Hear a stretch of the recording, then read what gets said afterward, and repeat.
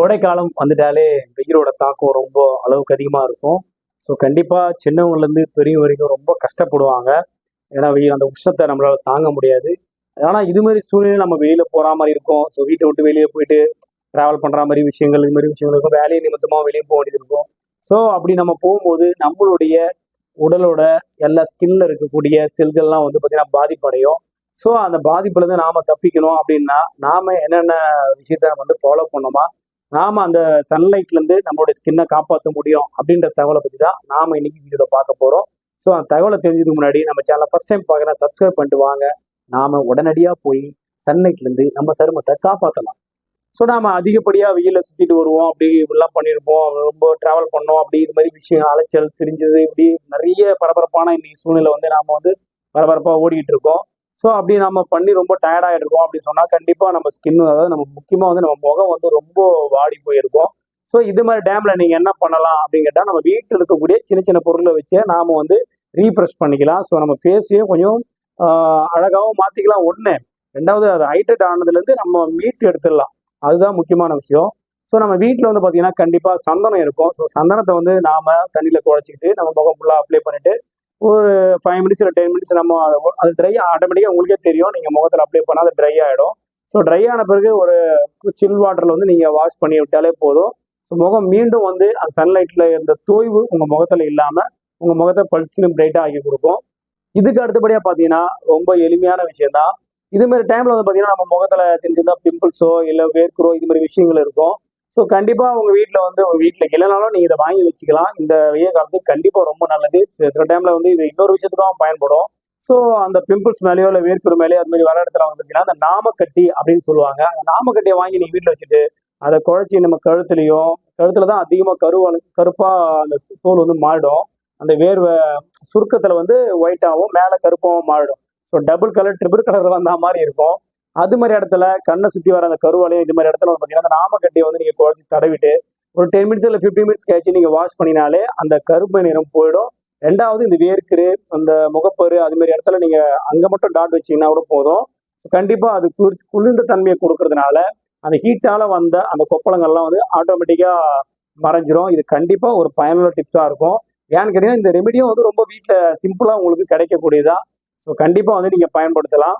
இதுக்கு அடுத்தபடியாக பார்த்தீங்கன்னா முக்கியமான விஷயம், நம்ம வீட்லேயே நாம ரெகுலராக நம்ம உணவுக்கு பயன்படுத்தக்கூடிய விஷயம் தக்காளி. ஸோ இல்லை இது மாதிரி விஷயம் நம்ம கிடைக்கலாம் கூட பரவாயில்ல, நீங்கள் வீட்டில் தான் இருக்கீங்க, வெளியில் போயிட்டு வந்திருக்கீங்க அப்படின்னு சொன்னால் நீங்கள் அதிக நேரம் வீட்டில் இருப்பீங்கன்னு சொன்னாலும் இந்த விஷயத்த ஃபாலோ பண்ணலாம். ரொம்ப சிம்பிளான மேட்டர் தான். தக்காளி ஒரு 2 தக்காளியை வந்து நீங்கள் தோலை நீக்கிட்டு அதை மிக்சியில் போட்டு ஒரு அடி வச்சுட்டு தக்காளி ஜூஸ், அதான் நீங்கள் எப்படி வேணால் பண்ணிக்கோங்க. தக்காளி ஜூஸை நம்ம ஃபேஸில் ஒரு 10 மினிட்ஸ் நீங்கள் ஊற வச்சிங்கன்னா போதும். கொஞ்சம் கருப்பா இருக்க கூட கொஞ்சம் கலரா மாறதுக்கு கூட வாய்ப்பு இருக்குன்னா பார்த்துக்கோங்களேன். ஏன்னா அதுல அதிகப்படியான சிவப்பணுக்கள் அளவுக்கு அதிகமா இருக்கு. ஸோ அந்த விஷயம் வந்து நம்ம ஃபேஸை வந்து கொஞ்சம் பிரைட்னஸா ஆக்கி விட்டுரும். ரெண்டாவது இந்த வெயிலோட தாக்கத்தை நம்ம ஸ்கின்னை அது காப்பாற்றும்.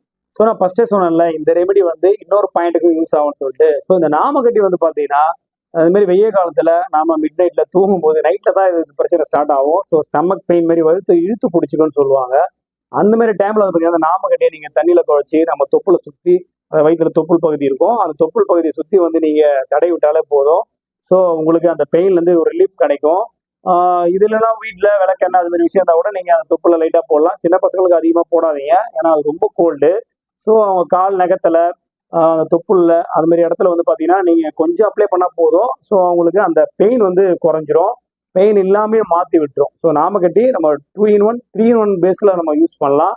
ஸோ கண்டிப்பாக ஒரு நல்ல ரிசல்ட் அது கொடுக்கும். இதுக்கு அடுத்தபடியாக கடையில் வந்து பார்த்தீங்கன்னா நலங்கு மாவு கடையிலே விற்கிறாங்க. ஸோ நலங்கு விற்கிற டைமில் வந்து பார்த்தீங்கன்னா நல்ல ஒரு ஃபங்க்ஷன் மாதிரி விஷயத்த நலங்கு விற்பாங்க. அது எதுக்காகன்னு கேட்டிங்கன்னா அந்த ஃபங்க்ஷன் நிமித்தமாக நம்ம உடம்பு வந்து கொஞ்சம் ஹீட் ஆகிடும். ஸோ அதிகப்படியாக ஹீட்டாக இருக்கக்கூடாது, நம்ம ஹீட்டை குறைக்கிறதுக்காக தான் அந்த ஃபங்க்ஷனே பண்ணுறாங்க. ஸோ நம்ம கை கால் பகுதியில் வந்து உடம்புல இருக்கிற வெளிப்படையாக தெரியக்கூடிய பகுதியெல்லாம் வந்து பார்த்தீங்கன்னா அந்த நலங்கு மாவை பூசி நம்ம நலங்கு வைக்கிறதுக்கு காரணமே நம்ம உடம்ப கூல் பண்றதுக்காக தான். ஸோ அதை வந்து அப்பதான் பயன்படுத்தணும்னு அவசியம் இல்லை. இது மாதிரி வெயில் அதிகமா இருக்கிற டைம்ல, டெம்பரேச்சர் அதிகமான டைம் நம்ம உடம்பு உஷ்ணமா இருக்கு அப்படின்னு உங்களுக்கு தோணுச்சுன்னா கண்டிப்பா அந்த நலங்கு மாவை நீங்க உடம்பு ஃபுல்லா அப்ளை பண்ணிட்டு ஒரு 10 மினிட்ஸ் இல்லை 15 மினிட்ஸ் வெயிட் பண்ணி, எப்படி அந்த ஃபங்க்ஷன்லாம் கூட குளிப்பாங்க பார்த்தீங்களா, அதே மாதிரி ஜம்முன்னு போய் ஒரு சில் தண்ணில் ஒரு குளியில போட்டீங்கன்னா டோட்டல் பாடியை அப்படியே பளிச்சுன்னு ஃப்ரெஷ் ஆயிடுவீங்க, ஜம்முன்னு இருப்பீங்க. ஓகே, இந்த வெயிலே தெரியாம அந்த நலங்கு மாவு உங்களை தட்டி தூக்கிடும். இதுக்கப்புறம் முக்கியமான விஷயம், நீங்க எல்லாருமே வந்து சில் வாட்டர் தான் குளிப்பீங்க அதிகமா. இப்போ இந்த சீசன்ல சில் வாட்டர் தான் யூஸ் பண்ணுவீங்க. ஸோ அப்படி குளிக்கிறதுக்கு முன்னாடி முக்கியமான விஷயம் என்னன்னு கேட்டீங்கன்னா, இந்த விஷயத்தை நீங்க பயன்படுத்தினா நம்ம உடம்ப ரொம்ப கோல்டா வச்சுக்கும். ஸோ குளிக்கிறதுக்கு முன்னாடி நீங்க எல்லாருமே நம்ம தேங்காய் எண்ணெய் எடுத்து நம்ம தலையிலயோ சரி நம்ம உடம்புலயும் கூட வந்து அப்ளை பண்ணி ஸோ லைட் மசாஜ் மாதிரி இந்த லெஃப்ட் ரைட் மாத்தி நீங்களே பண்ணிக்கலாம். இதுக்காக வந்து மசாஜ் சென்டர் தான் போகணும்னு அவசியம் இல்லை. ஸோ கொஞ்சம் நம்ம சதையெல்லாம் வந்து பிடிச்சி வர்றது, கொஞ்சம் லூஸ் பண்றது, கொஞ்சம் நம்ம ஷேக் பண்ணி நம்ம உடம்பு சதைகளை வந்து ஆட வைக்கிறது. ஸோ இது மாதிரி உங்க கை விரல்களெல்லாம் வந்து பார்த்தீங்கன்னா உங்க தலையை மசாஜ் பண்றது. ஸோ உங்க உடம்பு நீங்களே வந்து லைட்டா மசாஜ் பண்ண மாதிரி கொஞ்சம் ஃப்ரீ பண்ணி விடலாம். அந்த சதையெல்லாம் கொஞ்சம் பிடிமானமா இருக்கிற மாதிரி இருக்கும். ஸோ குளிக்கிறதுக்கு முன்னாடி அதை பண்ணிடலாம், கொஞ்சம் ரிலாக்ஸ் ஆயிடுவீங்க. ஸோ அதுக்கப்புறம் போய் குளிச்சீங்கன்னா நம்ம தேங்காய் நம்ம உடம்புக்குள்ள ஊறதுனால பார்த்தீங்கன்னா நம்ம உடம்பு சில்லுன்னு மாத்திடும். ஸோ ஒரு ஏசி மாதிரி அது செயல்படும். கண்டிப்பா வந்து பாத்தீங்கன்னா இதை நாம கோடை காலத்துல மட்டும் தான் பயன்படுத்தணும். ஏன்னா குளிர் காலத்துல மறந்து போய் பயன்படுத்தினா ஏன்னா ஓவர் கோல்ட் ஆகிடும். அதுக்காக தான் சொல்றேன். ஸோ இதுக்கு அடுத்தபடியா முக்கியமான விஷயம், இந்த விஷயத்த ஃபாலோ பண்ணாலே நான் மேல சொன்ன எந்த விஷயத்தையும் நீங்க ஃபாலோ பண்ண வேணாம். ஸோ கண்டிப்பா வந்து இதை பண்ணும். மேல சொன்ன எல்லாத்தையும் ஃபாலோ பண்ணி இந்த விஷயத்த ஃபாலோ பண்ணலாம், கண்டிப்பா நம்ம வெயிலோட தாக்கத்தை தப்பிக்கவே முடியாது. முக்கியமான விஷயம், நீங்க குடிக்கிற தண்ணீரோட அளவு.